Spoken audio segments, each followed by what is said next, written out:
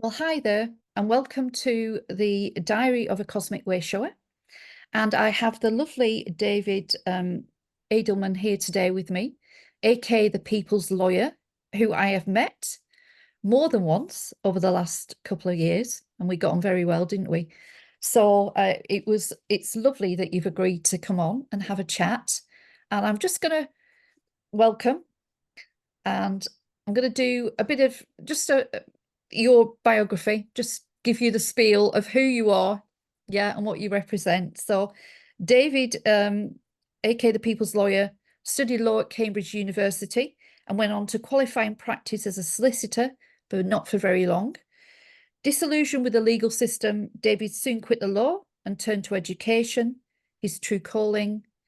He lived experiences in all kinds of learning environments at home and abroad, together with subsequent research, led to him authoring a groundbreaking book, which is a bestseller on Amazon because I've seen it, School, No Place for Children, first released in early 2018. In 2019, he was a keynote speaker at the Glastonbury Symposium, and a tour based on the book was planned for 2020 until world events meant the urgent need for a broader remit, now focusing on fundamental rights for all, not just children. The talks went national and are ongoing. Live on location events now include interactive workshops and other work for other groups, the MC work for other groups. David has been running a privacy and universal rights online course based in natural universal law since 2017 to help people play catch up on who they really are and what it means in fighting tyranny. His latest workshop, entitled Worrier or Warrior, is aimed at those who are on the right side of history but need to find an extra level of courage in order to navigate the storm of matrix collapse and to build resilience, as you are always talking about. So welcome, David. Welcome. Yeah, thanks, Lynn. Pleasure to be on. Yeah, great. And so I just thought it'd be lovely to get you on, and we probably have already decided that this is probably a part one, and we will have more than one chat about things because there's so much to talk about and there's so much depth to your work. So we're going to sort of do more than one. So we're going to cover what we can today, but try and keep it not too long. And I just wanted to start really with the fact that, you know, it's named The Diary of a Cosmic Wayshower or Wayshower, and what way showing means. And I just wanted to go really and start from somewhere from your childhood, really, from how you felt as a child, or how you saw the world as a child, as such. Well, the clue to who I am came from my mother when she told me, I can't remember how many years ago, what the first sound I made was. It wasn't a scream. It wasn't a cry for help. It was a note. She is a musician, but I don't think she remembers what note it was. But the first sound I made was la. So that was me announcing myself as someone who is here to promote harmony, because I'm now in a choir, harmony singing. And there are so many discordant factions on this planet. It's an amazing planet. It's probably the most unique planet in the entire cosmos, because so many different beings and so many different energies can coexist at more or less the same time. And so to answer your question more fully, once I was old enough to realize where I was, I just thought, people are strange. My family is strange. My so-called neighbors are strange. People, they're into things that I just don't get. Like, even at the age of 5, 6, 7, the kids are telling dirty jokes, and I have a clean energy, and I didn't get dirty jokes. I didn't laugh at them, and I didn't understand why they were saying them. And then you've got doctors and nurses, people, 6, 7, 8-year-olds playing with each other's body parts, and it's like, it's alien to me, this, so the most prized gift that a child brings through is innocence. So looking back, I was already seeing a tainted version of that all around me. Obviously, I don't know. All I know is that that's him and this is me. And it was very strange landing on planet Earth with a different mindset and a different composition, really, you could say. So that has, fast forwarding 50, 60 years, that sense of alienation where just you realize that on levels you're on your own, really makes me stronger and resilient for this what we're going through now. I mean, it's water off a duck's back for me. It seems to pull most people absolutely apart. You know, most people are like absolute blancmanges at the moment. But I just go from strength to strength because I realize that that's why I was born. I was born for this time, and I've kind of known it since COVID. It became obvious when the COVID button was pressed. But so, you know, and it's the latest workshop, Warrior or Warrior. Well, and you hinted it before. I'm certainly not much of a warrior, very much of a warrior, and here we are fighting the good fight. So I don't know if that answers your question, but yeah. Yeah, absolutely, absolutely. And that's what evidently drives you on, is knowing that you know, we've got that innate power within us, haven't we? And we need to awaken that and embody that to be able to realize we're all warriors. In fact, we're all warriors for being here. And actually managing to exist and coexist and still be living and breathing in this environment right now. Well, Of I'm not so sure that we are all warriors. I think there's an awful lot of worriers, Well, which yes. is why that the COVID compliance rate was ridiculously high. You know, if we were all warriors, we would have been 10% compliance, but it was 70% compliance, which means that, you know, the warriors are in the minority. And that's fine because warriors are more powerful than warriors. And it only takes 3% of the population to bring about fundamental change. So we don't need to be the majority. And we're just not. We are divine source connected. We have a soul and a conscience. And I can't say the same for everybody. I really can't. You know, I've been scratching my head about this for a few years now. And I was just thinking, what would make someone take action when they've got no evidence that it's safe or effective? They're just being told it's safe or effective. And these are the same people that would look at a bar of chocolate and spend 10 minutes poring over the ingredients or over anything in a box or a tin or a packet, pouring over the ingredients and no, I'm not eating that. And yet when a white comes something to put directly into the blood, bypassing the immune system, oh yeah, all right then. You know, so we have not just a pandemic of anxiety and worrying, but a pandemic of ignorance and idiocy. And now, if that sounds judgmental, what we could do, we could temper that by saying, well, a lot of people are pre-programmed to obey the matrix. Yeah. That's there. And maybe that's what I was observing when I was a kid, watching all these sort of weird kids do and would say weird things because they hadn't had time to be programmed by their own parents because some of the, and so they must have come in pre-programmed. And that's maybe the majority of people pre-programmed to do and say and feel certain things.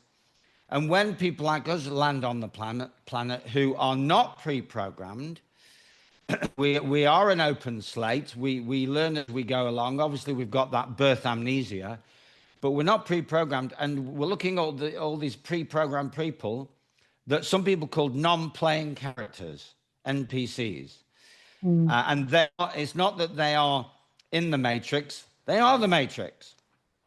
And it takes half a lifetime to work that out, because them all kinds of labels, psychopaths, sociopaths, narcissists. But really, I think these are false false leads. I think these people are not quite the same as us, and we could be here all day discussing the differences. But into very short sentences, they follow the program, and because that's what's embedded in them. And that also explains why when you challenge the program, when you hold up the light paper or scientific papers, or simply appeal to common sense or to good conscience, they glaze over and they have look. And I do sort of a parody of it, and it's kind of their head and their tongue sticks out. Now, that's an exaggerated version of it, but really it's like they're going into shock, that you are actually traumatizing them because you're threatening to pull the plug. And they think they will die if somebody pulls the plug. They're never going to pull the plug. But if you come along and you make a gesture like that, excuse me, just stand still a minute while I just pull the plug. No. And if they're violent, they'll do something violent. But in best case scenarios, they'll call you names, turn their back and walk away. That's it. Through, never speaking to you ever again, because you have posed momentarily an existential threat to them. I think there's a lot of, as you say, we can't really change people's minds. Those that are so embedded in that programming are not able and not capable of comprehending what you're talking about. They're just stuck in the programming. And it's so intense and so visceral for them that they just can't comprehend. And I think we're wasting our time, to be honest. I think we're way past the time of being able to persuade people. Yes. Well, we're certainly wasting our time if we do repeatedly with the same people saying, I think giving it one go is noble, but as soon as you sense that they're glazing over or about to get very aggressive back, then just back off and just, you will have sown a seed. I'm gonna split the programmed or pre-programmed people into two camps. So you do have the pre-programmed people. They are the matrix, and that would be a waste of time. There's no way you are affecting their thought processes. But then there's another kind of man, woman, boy, or girl that have been programmed post-birth. So you've got pre-birth programming and post-birth programming. And those who are post-birth programmed because they've been through the schooling system, they've been through the peer group pressure, they've got a hint of narcissism. That's the whole purpose of schooling. We'll come on to that. Obviously, it's massive on my radar. The whole purpose of schooling is to produce narcissists. That's it. And then we can have a little chat about what narcissism actually entails. But somebody I know, I've got an anecdote. Somebody I know gave someone some common sense about what's going on in the world, maybe, let's say, a few years ago. And the person they were talking to just said, I don't understand a word you're saying. You're wasting your time. And then a few years later, they had another conversation, and this person in the interim period had woken up. And they said to this guy that had the information for them and said, do you know, when you first told me that, I literally didn't understand a word you were saying. And now you've told me again, I now get it. I still might not agree with everything. I get it. I just get what you're trying to tell me. So it's the human brain is a fascinating construct, whereby it will go into shut down if it's feeling threatened, but then given time, under its own steam and under its own devices, it will open out channels of communication and then admit, actually, yes, now I think I do understand, So this is the great conundrum of 2025, is how do we tell whether or not someone is open to change, Now, that's actually, there may be a very simple answer to that is you ask them the key questions. You know, what makes you say what you've just said? If they're saying that, you know, if they're talking about killer viruses or climate crisis or that, what makes you say what you've just said? So you ask them a question. Now, I've got an anecdote about this. I was in Devon about 3 years ago, and I'd gone into a cafe, and the woman there was closing up, but she gave me a coffee at the last minute, and we just started talking. It was obvious that she was intelligent and worldly, so the conversation kept going. And she's now sweeping up. So it's her cafe, and she's sweeping up, and we're just engaging in conversation. And it struck me that she wasn't awake, but she had the intelligence to cope with me probing a little bit. So I started talking the way that I normally do and the way you would do, Lynn, about all things real rather than all things fictional. And she goes, "Stop right there."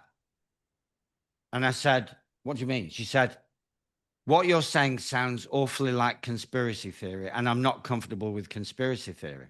So it was very, very convivial and very friendly. But I did something that I'd never done before after that. I didn't back off. I carried on. But I carried on in a different way. I said, "What do you mean by conspiracy theory?" And this is where it got interesting. She actually stopped what she was doing, and she looked up and she looked down and she looked up and she looked down. And she said, "You know what? I've no idea what I mean by conspiracy theorist. I thought I did, but I don't. I can't define it." And there it was, laid out before me. The fact that something had implanted, someone or something had implanted an idea in her head, which she had swallowed whole without question. And when someone came along and said, "What do you mean by that? By conspiracy theorist or conspiracy theory?" Being an intelligent, reasonable woman, it made her realize that she didn't know what she meant. She never thought about it. It was post-birth programming, because she was clearly not a non-playing character. That's why I spoke to her. If she'd have been a non-playing character, we would not have had a conversation. NPCs cannot talk to me, and I'm sure you find the same, Lynn. You just, as about to open your mouth, you look them in the eyes, and you see the darkness or the blankness, and you go, "It's all right, forget it." Yeah, absolutely. There's a lot of, shall we say, soulless beings walking around this planet, Yeah. which people don't really believe. And as you know, David, as we had that conversation at the Shine seminars when you were doing your little sub talk, you know, that people just can't comprehend that we have got so many beings walking around this planet that haven't got a human heart. Even they have completely lost that connection, you know. And some are created on purpose, and some have, you know, we've just, yeah, it's just people will be horrified, I think, to really realize, but unless you've experienced it. But then we've all experienced it. It's just that some people are not aware they've been speaking to soulless beings, but they have. So, yeah. All these, what you could call, what's the woo-woo concepts, are packaged up and put into the realm of science fiction. And science fiction is packaged up and given to kids in cartoons, or written up into novels and books, and you have a massive section. That what's ironical is that we're in an inverted world, and the bookshops that have shelves called fiction, real. Yeah. And the same bookshops that have, you know, science and medicine and law, that's fiction. As a trained lawyer, I know that the law that's taught at law school is fictional law. It's not real law. And as a researcher, I know that the medicine or the medical knowledge that's handed out at medical school is not real medical knowledge. It's, an example of that is a brilliant example of that is someone was asked about the vaccines. What did they teach you about vaccines in medical school? And the answer came back, we were just taught the vaccine schedule. Nothing about how vaccines came about, what's in them, why use them, what effects you can expect from them, what adverse events you can expect from them. Nothing. It's just, here's the schedule, go away and learn it. And so all these different types of beings, you know, I mean, again, the classic, and I hinted at this in the book School No Place for Children, that boys and girls coming through, they can see other realities and other realms. They can feel them, they can see them, they can sense them. And that is whipped out of them. Oh, don't be so silly. It's your, you know, that's your imaginary friend. You know, now imagination is what makes us who we are. And imagination is not unreal. In fact, imagination is our connection to higher reality. And we knock it out of the kids, and the odd one slips through the net, but they often end up on alcohol or drugs because they can't cope with feeling so different and seeing things that nobody else can see. And then you've got the industrial approach, the pharmaceutical industry, which will medicate you because it can now make a profit on the fact that you can see things that other people can't. So we don't have to look for hell. We're in it. We're in it. We're in hell. This is hell. Welcome to hell, people. We're also in heaven. And the difference is just the heart-brain connection. Yeah. You know, so if you're in full heart-brain connection, you're in heaven and hell. It's like an AC. You know, you can be in hell one day and heaven the next. And if you're really heart-centered, then you're in heaven most of the time. But most people are in hell most of the time because they're in the head, and the head is controlled by dark forces. So, you know, so that's all part of, it's, you know, all these imaginary, fictitious constructs, we're living them, but nobody tells you. It's actually, once you see through it, it's actually hilarious. Yeah, yeah. I mean, I see it as that in this jurisdiction of Earth, really, what happened was it was almost like, you know, Satan, hell, took the jurisdiction over of Earth, took Earth as its jurisdiction, and then Source was, you know, the God worlds. We were blocked off from the God world. So, of course, you know, then you've got that problem of coming back into the jurisdiction of Source, which is like universal law. We're talking about universal law, and the fact that universal law needs to be returned and fully embodied to the Earth, which is now. We're in that process now. But of course, Source gave free will to all its creation. And I do wonder, was that a good idea, really? Because free will, then we had the fall and the collapse, and the, you know, the collapse and the fall, and and all of the beings that walked away from Source and wanted to come under their own laws, of course. And then we have that problem. We're still trying to get rid of those off the Earth in this, you know, this universal matrix. So yeah, absolutely, we have to sort of bring ourselves back into that jurisdiction, which is heart. It's all about heart. Yeah, it's just the heart is the gateway, is the door, isn't it, to heaven?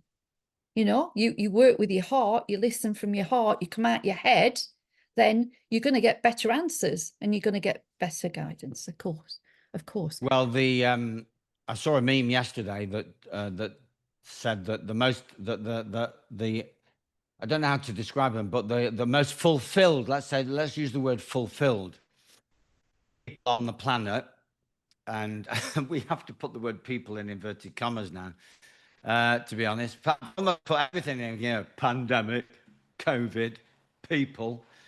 And we're going to end up with repetitive strain injury if we're not careful. That's, you know, for you. Uh, the most fortunate people, the most fulfilled people are the ones that are connected to two things, which is the Greek telos, and telos as this mean reminded me. I think I knew it already, but I'd forgotten it. Telos is your life purpose. So when you connect, and that's why COVID was a gift to me, because it absolutely rammed home my life purpose. My life purpose is to help hold back the tide of lies and bring in universal law, which is why my course is called Privacy and Universal Law. That was the original title. I've slightly altered it now, but universal law is still in there. Bring in universal law, universal connection to source, and then the subcategories of compassion, conscience, consciousness, common sense. I mean, at the end of the day, it's just, it was obvious to people with common sense that it was all nonsense, you know, but common sense, as people have been joking for quite a few years now, is not very common. And really that's all people need. And people had it years ago. The common sense was rife, but it's very, very rare these days, really rare. The other thing that people need, apart from the telos, which is purpose, is the Japanese, and this is covered in the second one is covered in my book, is the Japanese ikigai, which is spelled Ikigai, ikigai. Ikigai is passion. So if you have clarity on your purpose and you're living your life on purpose, and with passion, then you are a force of nature. You are a force. You will become immune to everything, to be quite honest, because passion and purpose, there's the two P's. I'm sure we could find another P somewhere. Passion and purpose gives you the driving force and the immunity to bullshit, you know, and immunity to bullshit people, you know, because if somebody comes onto my radar and they don't fill me with passion, I'm not looking forward to meeting them, I don't enjoy being with them, I don't enjoy speaking to them, they're gone. Or I may not even let them in. They're gone, or I turn my back. And equally, if they are not part of my purpose, then equally they will be given short shrift, minimal airtime, minimal space. So it's a form, it's like a massive filtration process. And clarity on purpose, passion, well, you don't need clarity on passion, it's obvious, you can feel it. So clarity on purpose and feeling the passion, then people who are not part of that process need to stand well back, because they're going to get blitzed, you know. And I was told many, many years ago that I would reach a point in my life that some psychic told me when I could say anything to anyone. And I feel as though I'm, you know, and I'm kind of there. It started happening, accelerating recently, and the key is that I'm in my purpose and in my passion. So I no longer care what people think. I really, really don't. Now, it's easy to say. I used to say it, but I wasn't feeling it. But when you're in your purpose and passion, you can feel it. And it really no longer. And if I could bottle it up and sell it, I'd be a trillionaire overnight. But you know, for those who are destined to have it, they'll get it, you know. And these times are the acceleration process, that the purpose and passion, you know, and those people who are suffering out there, and they are the vast majority, whether they are people in inverted commas or people for real, they are suffering because their purpose and passion is not clear. Yeah, absolutely, absolutely. It's that passion and the feeling that you can make the world a better place, or you can create your own reality, you've got the imagination, you can see the vision, then that is what will take you through this and will lead you forwards. Absolutely. It's because your heart, you know, that is the listening device to soul. You can hear your soul talking through your heart, can't you? You know, what lights you up, what gives you that, what you were saying, that feeling and that passion, is the right thing for you. That's soul saying, go for it, do it. Anything that leaves you flat, or, you know, sort of completely pulls you downwards, you know, is not for you. It's as simple as that, really, David, isn't it? It really is. And for those, we're going to head back onto the not down the narcissistic road now. So let's okay. Let me take the labeling away, and let's talk sort of in terms of how people are built. So people like you and I, Lynn, are destined to discover our purpose and passion. That's just our destiny. Now, not everybody has that destiny. Maybe they do in other lifetimes, but maybe not in this one.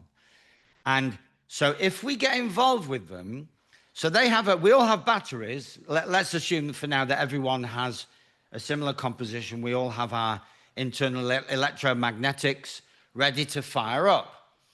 But most people who are destined not to find their purpose and passion, if we get involved with them, they're going to use let's use the car analogy. So we have this alternator. So our heart-brain connection serves like an alternator, and it can fire up the battery, and all we have to do is breathe, and our battery is forever firing up. But their alternator is disconnected. So they use us, they latch onto us to use our alternator, or heart-brain connection, passion, purpose, and which is why they won't let go of us. They want to know where we've been, who we've been with. They ruin our friendships. They destroy our lives. And so because they need what we've got, they feed off it. And we are their supply. We are their alternating supply. You know, we are the generator, the power generator. And that's why it is so traumatizing to get too close to these people. And we've all done it. Everyone's done it. All those with power and purpose and passion. There's the other P. There it is. Oh. The purpose and the passion gives you the power. I knew there was another P. Yeah. So those of us with the P cubed, yeah, power, purpose, passion, and power.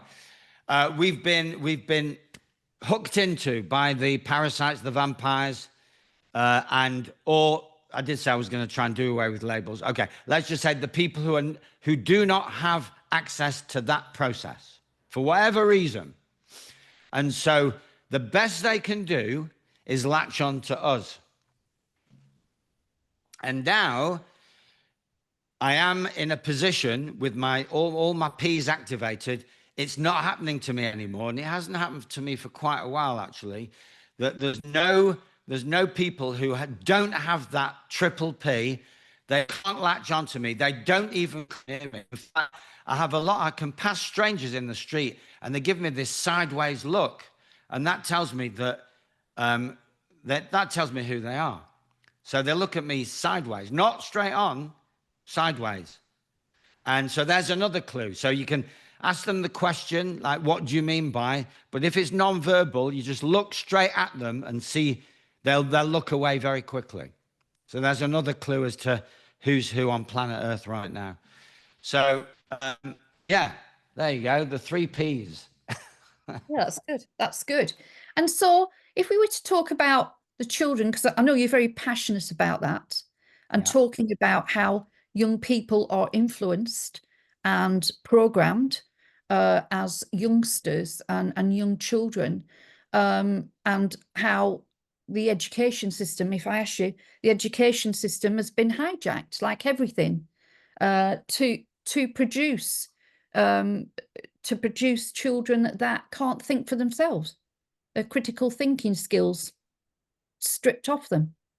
And it's way, way worse than that. I mean, yes, that's one of the most tragic aspects of it. So when they're offered injections whose contents are a mystery and whose purpose is a mystery, they just go, yeah, all right then. Yeah.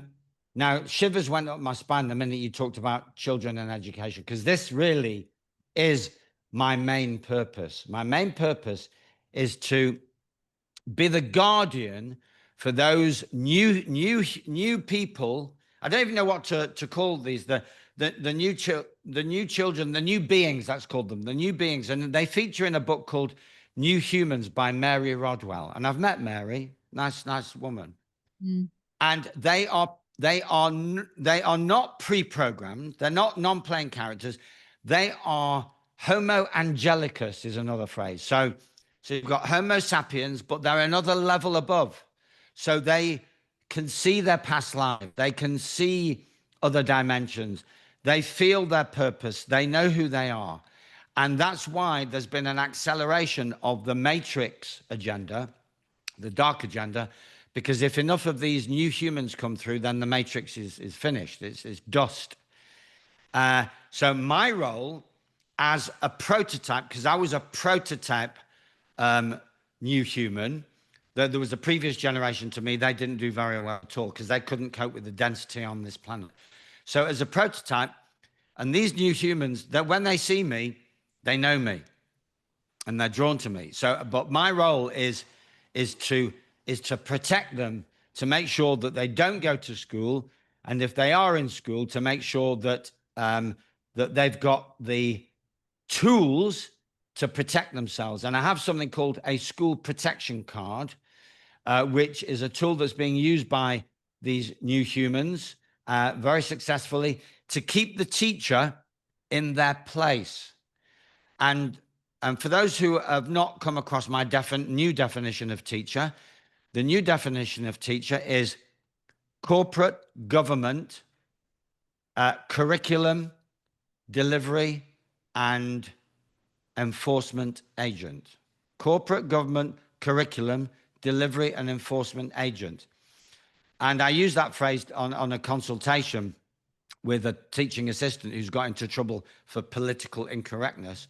And she wrote it down in a hurry. She goes, wow, yeah, that's what they are. Well, we are, because she's in a private school, so it's not quite so bad. But they still have to conform to a large degree, or they won't get their license renewed. So children coming through, some of them are being pre-protected, kept at home, not even going to school at all. And you can tell the difference between those kept at home who've never been to school and those who are schooled, because it's chalk and cheese. The home educated boys and girls are confident, relaxed. They're in their passion. They're doing what they love, and playing. They're relating to each other, and more importantly, they're relating to adults. They don't have the fear that's instilled into school children of the adult. And most children leave school hating both themselves and adults. And those teenagers, most crimes are committed by teenagers who are still at school. Just let that one sink in. The vast majority of crimes are committed by delinquent teenagers who are still at school but not particularly happy about it, because they know in their heart that they're being tortured, bullied, imprisoned, indoctrinated, hypersexualized, and annihilated as individuals. When I wrote School No Place for Children, we didn't have the hypersexualization program that we do now, teaching 4-year-olds, 5-year-olds to masturbate. And there is something now that's just come to my attention called the School of Sexuality, which I only just found this out yesterday. I haven't had the chance to research it. But that basically could be renamed the Satanic School of Sexuality.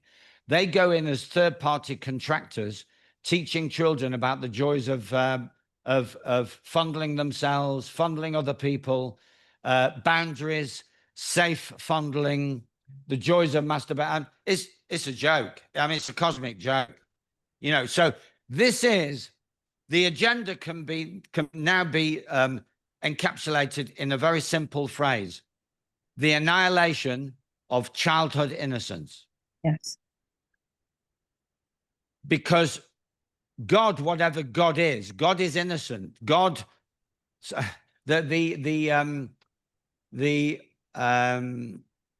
what's that process called? It's the Course of Miracles. The Course of Miracles has a philosophy in which its version of God is total, is blank. God is the ultimate nothingness, which includes innocence. And according to the Course of Miracles, God doesn't even know what's going on this planet, because God doesn't need to know, you know. So this is something that's been created by something other than God. and the natural innocence is the direct connection to God. And that is what's being attacked more than anything. And all these, you know, sorts of debt collectors, tax collectors, doctors, nurses injecting people. Well, if it's being done or threatened, and mortgage repossessions, these are all distractions. These are elements and factors of hell on earth, but they're not the real crux. The real crux is that to gain total victory over God, which is not possible, but they think it is, in their minds, they have to capture all the children and destroy the innocents. And then they've cracked it. And then those who sow seeds, divine seeds, will have to start all over again. But so people like me are here to make sure that in this current seed of existence, that the innocence is not completely captured. It is partially captured. I mean, it's, you know, I mean, the rock stars and the pop stars, if you see the banners on the walls, you can see faces of demons in the, you know, they've gone from being attractive and sexy to being something that's actually hideous, totally hideous. And I stopped watching Hollywood movies 20, 30 years ago when it dawned on me that I couldn't put my finger on it, but I just thought, there's something wrong here.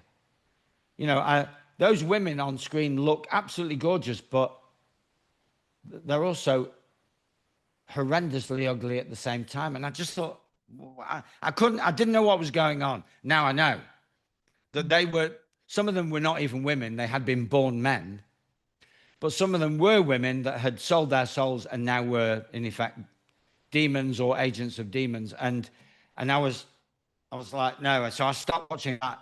So the only films I watch now are like C-grade movies, you know, sort of totally no one famous in them. And ideally just, you know, commenting on the narrative rather than actually promoting or propagandizing the narrative. So, yeah.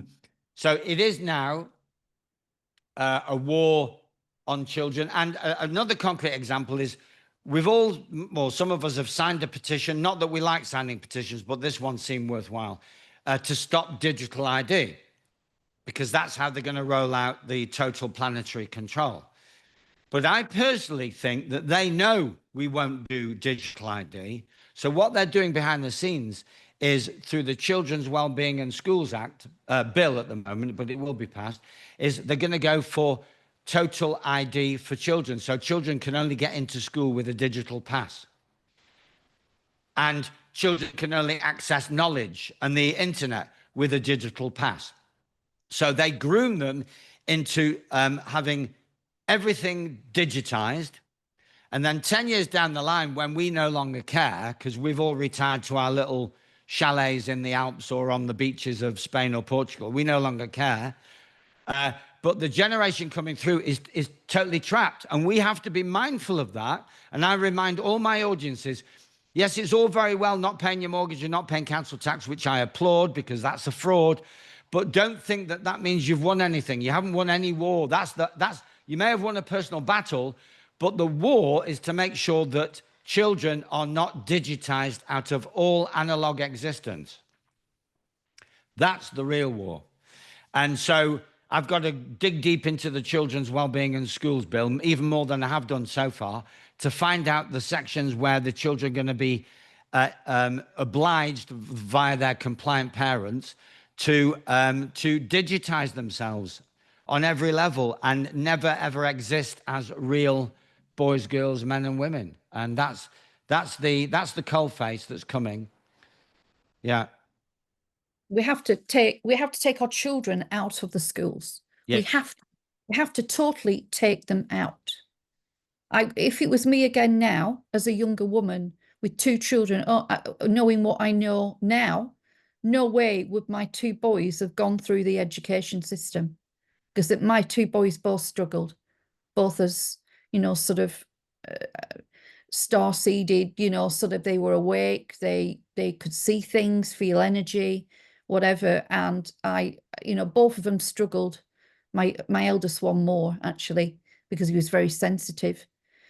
No way would I recommend, and my grandchildren, I haven't got any yet, but oh my God, I would not want them to go through this education system. No way. I would. This is, yeah, sorry. I was this just, is this. yeah. Well, this is dividing family. Yeah, this is dividing families now, because you've got a lot of awake grandparents and a lot of asleep children who've got their own children.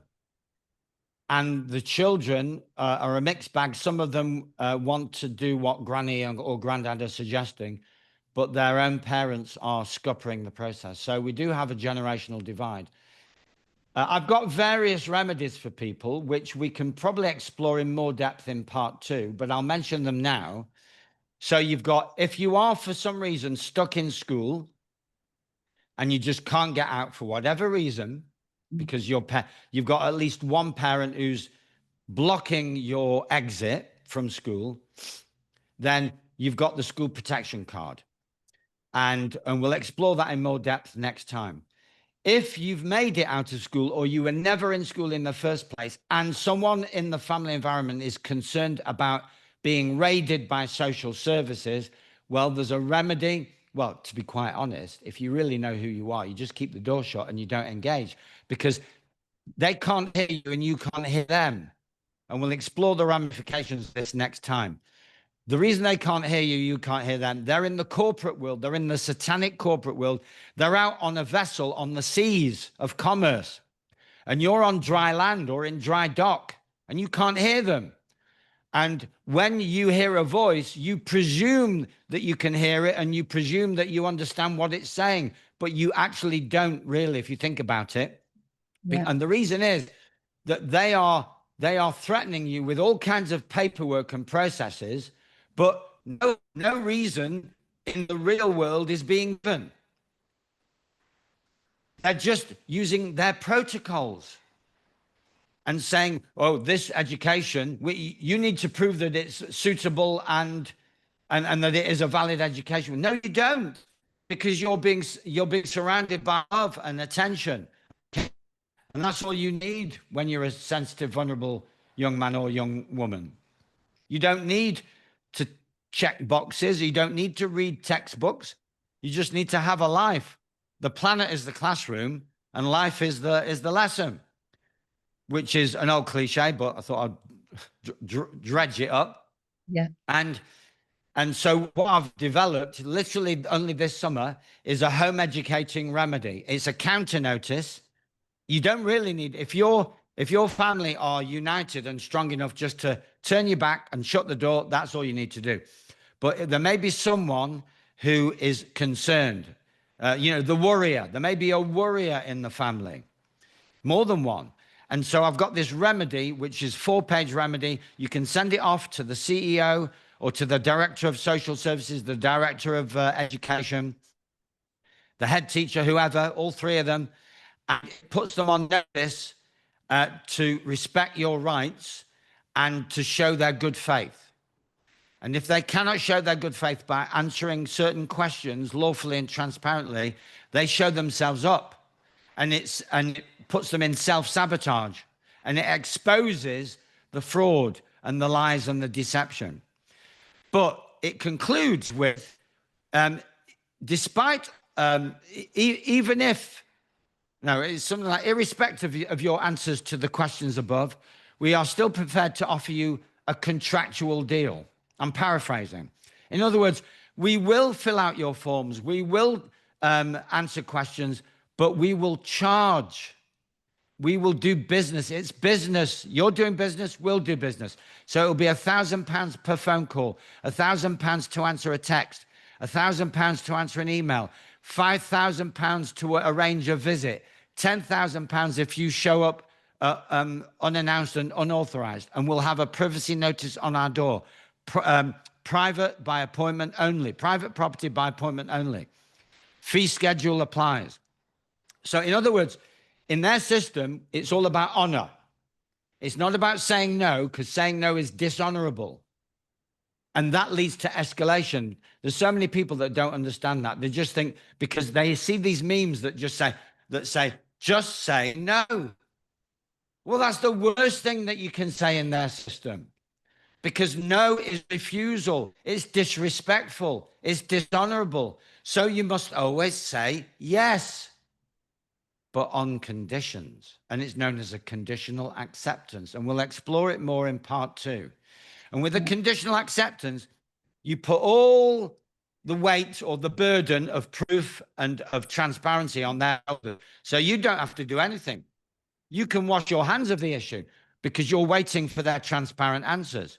Because you say, yes, I will, I'll accept business with you, provided you can prove that you're compliant with all the regulations, the national laws, national rules, international conventions, etc., and that you're prepared to respect them. And of course, universal law, the presumption of harmlessness, the presumption of innocence. Because why would you knock on our door? We're a family. We're presumed to be doing private family affairs safely and innocently and harmlessly. That's a universal presumption. Unless you can find a man or a woman that is prepared to swear that there's something about what we're doing that's causing actual harm. There's evidenced by a physician or psychologist who is prepared to put their reputation on the line and write an affidavit in court or a witness testimony. Nobody's going to do that, because it's a fiction and presumption. Because when you ask them to sign something, you ask them to state a fact and to stand on that fact, and they can't do it. When they send you letters demanding payments of something, nobody signs them, because they're not factual. They're based on presumption. And when you ask them to sign it, which is in accordance with the Companies Act 2006-54, they won't do it. They go quiet, because the documentation they're sending is unlawful and illegal. It's fraud in documentation. Well, similarly, in a health and well-being and education environment, they are threatening you with things that don't exist. They can't exist, because you're just going about your own daily affairs in a self nurturing kind of way. And how could that possibly be any business of the authorities? And there's an ancient case. I'm going to develop another protection card, a personal protection card. So you got the school protection card, then you've got a personal protection card. On the personal protection card, I'm going to put some of what I've just said now, and on the top line it will be Entit versus Carrington, 1765. Permission required. No man shall step on my ground without my license. License means permission. In other words, they cannot even come to your door. They cannot do anything. There's a presumption of permission required. So let me rephrase this. Universal law tells us that we are allowed to do whatever we wish as men and women, boys and girls, unless it causes harm, actual harm. But with government agents, you have to flip that. They are not allowed to do anything unless they have our permission, or unless their law allows them to do it. But if their law allows them to do it, they still require our permission. And that's Entit versus Carrington, 1765. Now, just so people are so ignorant of law, and in the Bible, not that I'm a Bible basher, but there's some amazing text in the Bible. Hosea chapter 4, verse 6, my children shall perish for lack of knowledge. And that is, I would say, on most death certificates in the last 4 years, really they should put cause of death, ignorance. And ignorance is not wanting to know. So there's two types of ignorance: not knowing because nobody told you. That's nescience, not knowing. And that's not a cause of death because that's innocent. But ignorance and is willful. You were told, but you didn't want to know, but you refused to know. I mean, that's how the dark forces operate. They tell us everything, but most people don't want to know. Absolutely. That's true. That's true. I'm going to wrap it up because I know we wanted to keep it just about under an hour, right? Last thing I want to ask is, I saw a post on Facebook the last couple of days about a young man, was it a young man who had aversion to vaccines, that had to go into school, and they were asking for, to have the vaccinations against, I can't remember what it's called now, these sexual transmitted diseases. They have a vaccination, the young people, don't they, in their Yeah. So teenagers? yeah, it's I know which one it is. Yeah, Yeah. The herpes simplex thing, I think it is, or something. is it HPV? That's it. That's it. And I don't know if this is true or not, but a lot of people were talking about it, that the mum put a letter in and everything, and did not give consent for him to have the vaccination. And he was pulled up in front of all the children that were lined up, and the nurse shamed and blamed him and persuaded him that he would be giving cancer to his future partners, all this sort of thing. So he then went and had the injection, and then completely had a anaphylaxis in the school due to that, and was taken away in an ambulance or whatever, or later in the day was taken off in an ambulance with huge fitting and huge ramifications for his health.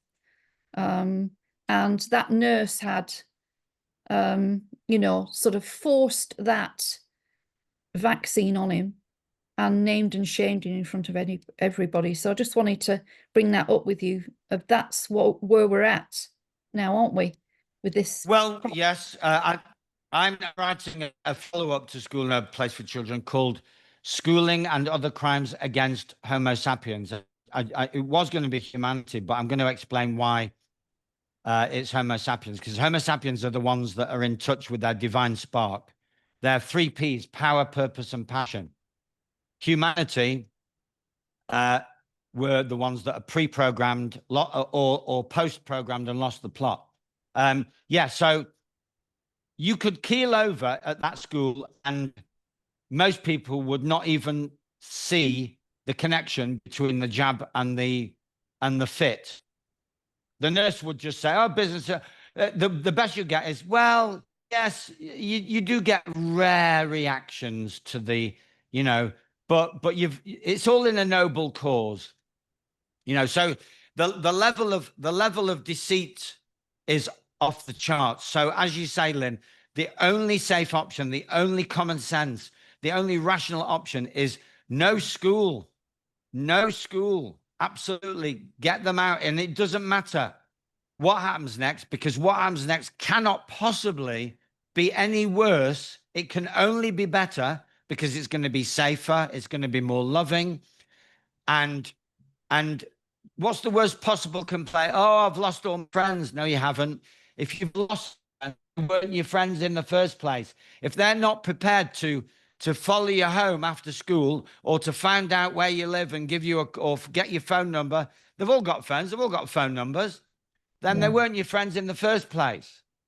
If they don't want to meet you after school or at weekend, it's all fake. It's fakery.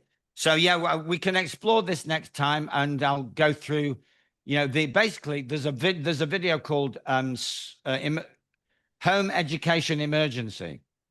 And I'm going to have to do a home education. That's on my website, and you're going to put the links up. I'm going to have to do a home education emergency part 2, because part 1 was hard hitting, but it's, we've got there's a real urgency about pulling boys and girls out of school.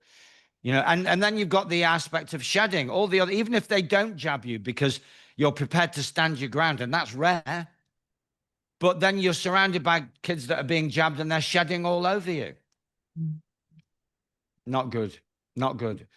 Not good. So There you go. Yeah. yeah, So thank you. Thank you for having this great chat, and all of the, the wisdom you've got and experience. And next time we'll go into more about how to protect your children in school, and all of that. I think that would be really helpful for people, wouldn't it, that are struggling right now. And also we've got to remember that they're in that dilemma of jobs. If my kid, who's going to look after my child if I have to take them out of school? It's all of these things weigh on people's minds, don't they? Whereas actually, you know what, if you followed your passion and your purpose, you pulled your kids out of school, you homeschooled and worked in a different way, you would then not be conforming, and your children would be safe. And I don't know of a single example of a boy or girl being kept at home and not having a happy outcome, not having grateful mums and dads saying, "Oh, she's transformed. He's transformed. He's brighter, not just intellectually, but not moody. Doesn't scream in the first thing in the morning, especially Monday mornings. Cooperative, more loving, more compassionate, more sociable, more confident." I don't know of any exceptions to that. That they may well exist, but I don't know about them. And if I don't know about them, they probably don't exist, because I've been in this for many, many years now. yeah. So it's the Plato's cave. People have this fear. They have this false narrative that you have to go to school to be somebody. It's the opposite. You have to go to school to be nobody, because the system needs nobody. Because if you are a somebody, you don't fit into the system. Yeah. And I am a living proof of that. When I was a solicitor, I was a nobody, just filling the role of solicitor. I didn't know who I was. I had no personal confidence. I had nothing. I was empty shell inside. Now that I'm the people's lawyer that studied law, taught himself true law, that people appreciate, the level of appreciation is off the charts. People say to me, keep what you're doing. Thank God you're doing what you're doing. It's nobody appreciated me when I was a solicitor. And I mean, nobody, least of all me, certainly not me. Right. But now it's different. I'm on my 3 P's: passion, power, purpose. And it's a different planet for me. Yeah. So that's what happens when you leave your schooling. Obviously, I've got some residual skills. I can write well, I can read well, but I could already write and read before I went to school.